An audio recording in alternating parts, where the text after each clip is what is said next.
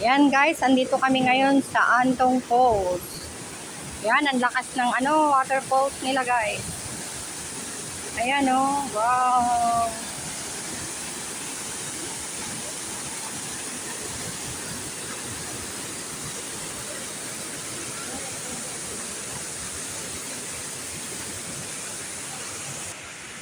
Dito banda, payapa.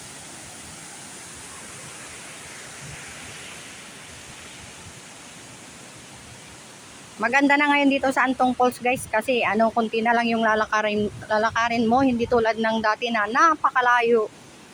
Ayan.